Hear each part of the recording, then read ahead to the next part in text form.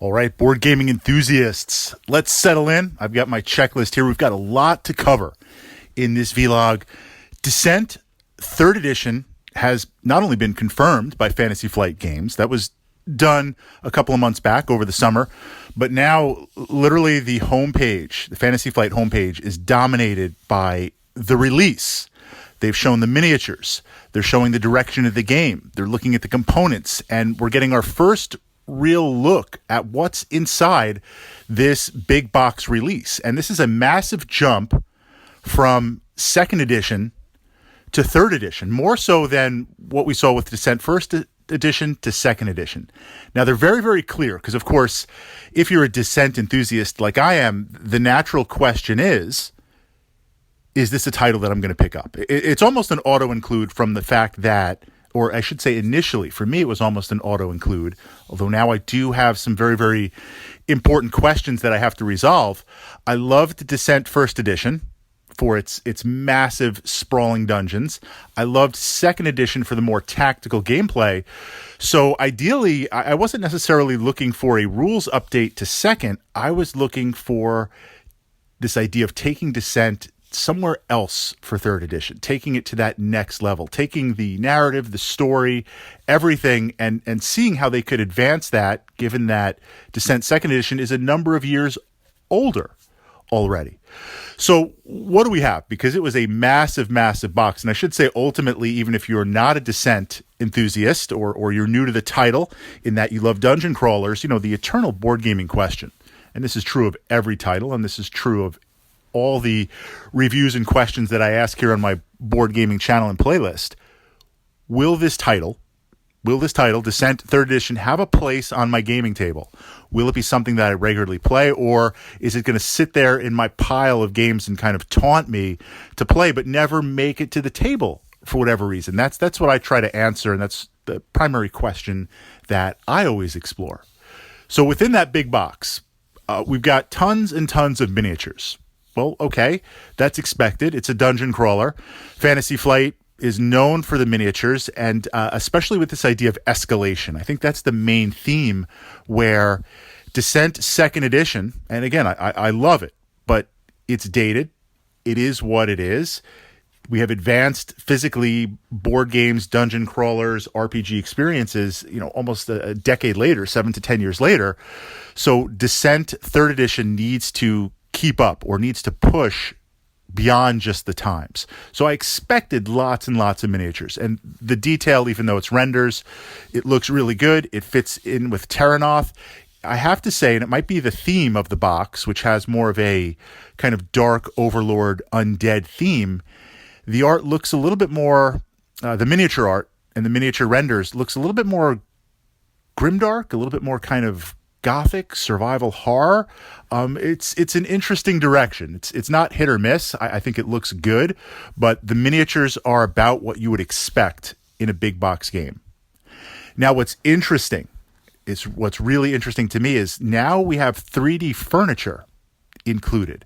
They're kind of dressing up the battle board. So you had this idea in Descent where you had the tiles of your dungeon or your overland.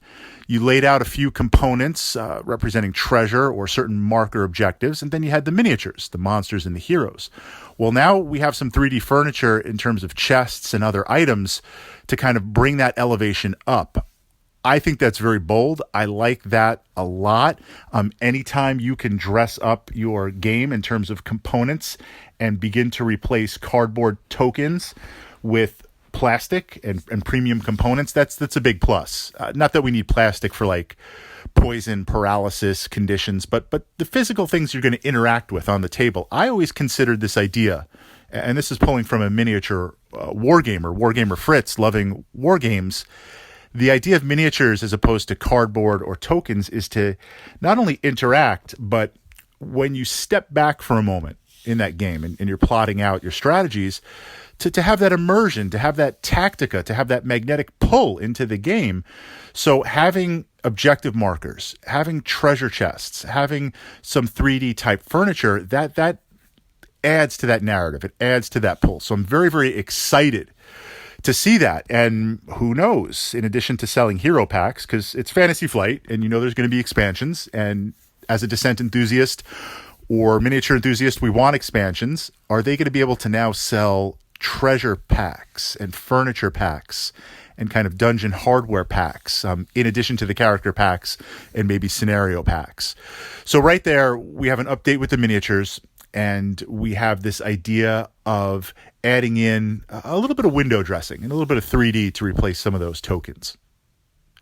Now we get to the app, and this is the big kind of sticking point for me, and I think it could be a very polarizing decision. I am warming up to it a little bit, and that's the fact that it is Descent. I had a challenge with Lord of the Rings, but essentially this idea where Descent First Edition. So let's follow the evolution, and you guys can in the comments see if it makes sense. This seems to be the way big boxes are going, and I agree with some of it. Descent First Edition was one versus many. You had an overlord. The overlord controlled the minions, the monsters, the traps, the adventure. The players explored. Descent Second Edition streamlined that down, made it a little bit less cumbersome, but over time, and it actually did it very well, evolved to the fact where it was a co-op type game. You had this co-op experience. So you really had three ways to play Descent Second Edition. Classic Overlord, one versus many. This idea of playing together as a team, co-op, or even solo, controlling everybody and going against the AI of the game. And the AI of the game was cards and monsters and dice. Well, now Descent Third is app-based. Now, we also had the app in Descent Second that allowed you to play. I like that model the most. In Second, you could play all these different ways. You could play analog or digital. Now they're only giving you a digital choice. And how do you guys feel about that? I mean, that's bold, because this is a flagship game. This is their flagship game that they're looking to position and be in print, be in title for 5 years, 7 years, 10 years. And of course, again, they'll release various packs and things as we go to upgrade. But this app of running the adventures and scenarios, on the one hand, it's kind of neat because it takes away figuring out and calculating and running things. It removes that bookkeeping. So we could say, hey, Fritz, right away, a lot more immersion. It leaves the unknown intact in that, not that I ever cheat and look at the quest books, but you kind of have an idea. Okay, there's 10 missions. It's 4 or 5 pages. It goes here. Maybe you look at something when you've completed a mission. By the nature of having it in a book format, you kind of know everything about it. There is more replayability in an app, and not just because you can pack in more stuff, but even if you complete a mission, because you haven't seen the meta behind it, you could play it again. You don't know, was there a secret door I missed? Was there a spawn I missed? At that last minute, I went right instead of left. Is there a whole other part of the dungeon that's spanning? So replayability, ease of play, and lifting away the bookkeeping and the accounting and all that Euro stuff, that is handled by the app. That's the plus. The minus, in my mind, is, and this is part of my player personality, I admit it, I play board games not only for the social aspects, but to unplug from the digital. I want old school. I want to be able to sit there, look at the miniatures, roll the dice, contemplate, think. Do I want to be tethered to an app? I don't know. I'm warming up to it, admittedly, and Descent, the title, is helping that possibility. I would like to see hybrid play, but I understand focusing that and being able to write that and do that and print out components that the app is going to automatically track. That's going to add to development. That's going to add to cost. I get that. I understand that. But this idea of an app, it's a bold move. And we're seeing more and more board games go in that direction. And the only thing I can think of long-term is people will warm up to everything and anything. And we want to take advantage of tech. We want to take advantage of components. I mean, miniature printing has never been better. Standees look great in certain games, but we never want to go back to flat tokens. I mean, the hobby has advanced. We want to take advantage of it. We live in the here and now. So I could see Fantasy Flight saying, look, they've got some secret sauce forecast and they're looking ahead and they're saying it's all going to be app-based. It's all going to be app-based. Now, this leads to another question. If they lead with the app-based, and part of this part of this is just where the world is right now. And this might be a little too ambitious. Dungeons and Dragons 4.0 failed for this reason. And like I said, we got a lot of topics here. I'm going to try and stay on topic. But D&D 4.0 is big. When they revamped Dungeons and Dragons 4.0 and the community went crazy, where they essentially made it an MMO, the reason, if you're unfamiliar, why they radically departed from the rules, from everything in D&D to make 4.0, going from 3.5, 3.x to 4, was that there was supposed to be this whole suite of online tools. Essentially, you were supposed to buy a subscription, play D&D online, and it was kind of like an RPG MMO. Those tools, that subscription, that online play, official, never manifested. And it just, for various reasons, that's a podcast vlog for another time. It never manifested, and it kind of crashed and burned, and it resulted in the amazing D&D version that we have now. With what's going on in the world right now on Dungeons and Dragons, all of my D&D games are online. All of them are virtual. Some of them are very sophisticated tabletop. Others are old school, just we're all kind of on voice playing. What if there's the possibility with a Descent app integration? I'm kind of like the old multiplayer Baldur's Gate. Could I have my copy? Right. So imagine if Fantasy Flight is positioning itself to be app-based and to dominate the app-based marketplace for board gaming experiences with knowledge, with integration, with bold moves. Is there a possibility where if I have Descent and you have Descent, we can play together? We can play networked, either kind of like, I guess, like you play chess online. I play a lot of chess online. I'm playing against somebody. Now, I've made friends. Sometimes I know who they are. A lot of times I don't know who they are. Could you play the heroes? Could you play with your friends through an app, through integration, through online? Could now this classic model of Overlord competitive play and solo, could it now be app and app-based with your friends? That could be massive. That positioning could be massive. I don't think they're necessarily moving in that direction. But if you're all app-based, that's an intriguing possibility. That's very, very intriguing. So I'm not quite sold on the app. Again, I'd like to see analog. I'd like to see kind of old school. But this seems to be the direction they're taking, and it's going to be really hard for me to resist. And who knows? I might actually get more play because I'm not doing all the bookkeeping. Now, let's talk about the artwork and crafting. And crafting really, really interests me tremendously, especially being app-based, taking those aspects out of the management piece. But first, the artwork. Definitive shift in the artwork. Reflecting the miniatures, reflecting some of the tiles, reflecting the game itself, this idea of gothic grimdark, this idea of kind of survival horror, taking things a lot more grittier, taking things to a lot more, I was going to say, kind of this Descent darkness type aspect. It fits the storyline with what's going on in the world because it's not a replacement for Second, it's an evolution, it's an evolvement, it's an advancement in the storyline. The art, I don't know. Art's a very touchy subject. Board gaming art is a very, very touchy subject. I was both surprised and not surprised with how they changed the art. One could say, look, new edition, hit a refresh, but it's a definitive break. If we look at the Terranoth art, Descent First Edition, Descent Second Edition, if I pull in Runebound, Second and Third, if I pull in the various card games, anything set in Terranoth had approved art, and now we're radically shifting that. Are we going to see that shift, if any, in future Terranoth games? So the big piece, the big what if, and this could literally be a game changer in my mind. There's going to be a whole crafting system through the app. So it looks like, then we'll get to street price. That's interesting too. What's the street price? What's the true street price? But this idea of being able to gather components through your quests and combine stuff. Now, we only have a few splash screens, but it looks pretty robust to craft and configure items and magic items. I like that. That's really intriguing. I mean, dungeon crawling, discovering loot and getting loot is great.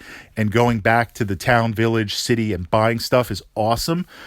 Having the ability to craft also is really awesome. And imagine if there's, what I would love to see is the story. I think they said 16 scenarios, But make those scenarios challenging, make them hard, and make sidebar scenarios where, okay, so let's say I complete scenario number 2, and I got a little flavor text of what's happening in scenario 3.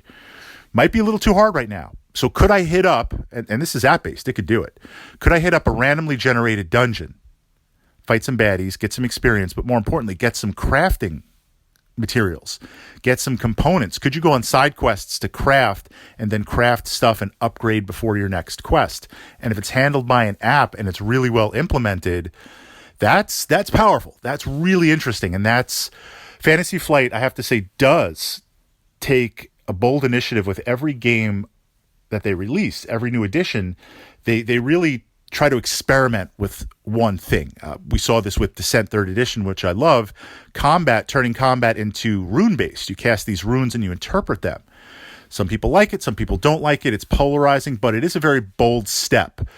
So similarly, incorporating this idea of crafting, that's bold. I like that. And that, again, tips it more in the direction of, okay, Fritz is not a major app fan, but this could have some very interesting aspects to it. Street price, $175. That's breaking the barrier. If we go back to Descent 1st Edition, at the time, I'll let you guys adjust for inflation. So at the time, we're talking, 2007, 2008, first edition.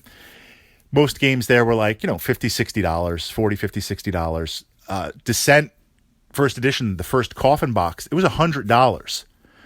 And I remember the community at the time being like, the box doesn't need to be that big, and it's actually packed with all stuff. But $100 for a board game is insane. And the counter was, and this was big at the time, you're getting lots of miniatures, you're getting lots of tiles. I mean, the components are literally bursting out of the box. $175, I don't think it's so much the components are bursting out of the box. There's nothing that's like in that direction. I mean, there's a good amount, a fair amount for now, but I think what we're seeing is this readjustment. And thank you, Kickstarter, for that. This idea where you jump in at a Kickstarter, and putting FOMO aside and limited release and Kickstarter only available, but a lot of Kickstarters are, okay, core box, $50. And you're like, yeah, $50, core box, great. Then you're like, okay, I need 2 X packs, expansions, season 1, season 2, 30 each. Okay, I'd like them to be like 20, but okay, 30. Then you're like, well, I need some more hero packs. I mean, next thing you know, after you've picked in everything you need for the game and you want for the game, you're at like, you're at like 300 USD or like 250, 300. So I think Fantasy Flight is looking and saying, all the people jumping in, they've got the numbers, they've crunched it. All the people jumping in, core 100 is old days.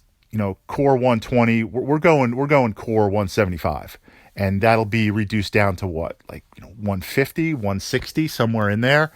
I think something like Gloomhaven, where $100 for everything buy-in, or a little less. I've seen it like 80, 90. That's very, very rare. That's very rare. I don't think we're going to ever really see that. I don't think we're going back to that. I think the new thing is going to be, let's soak them for 150 to 200, core. And we'll give you good stuff. We'll give you a lot of stuff. Production value is massive, but that's just core before we get into anything else. Does that box warrant it? Will 175 be a major sticking point? I don't know. Hero Quest is up right now on this vlog for more than that, looking at all in. So I think that's just where the direction of the gaming industry and the releases are going. So I'm very, very excited. I'm very, very intrigued. If I'm in the middle, I'm leaning over a little bit to the acquisition side. Part of that is a Descent enthusiast. Part of that is this idea of crafting. And part of it is the fact that we've got a little bit of 3D bling and a little bit of 3D furniture. But being completely app-based, I have to see more with it. Your thoughts? Now we just need a confirmed, it's up there somewhere, but we need like a confirmed absolute release date. And of course, over the next couple of months, we'll get some more teasers. Your thoughts, your comments, your feedback, especially those of you who were thinking about jumping into Descent, given the direction that this is going overall for a dungeon crawler? Are you in? And for those of you like myself, Descent second edition enthusiasts, or even first edition enthusiasts, where you sat out second, are you thinking about jumping in to third?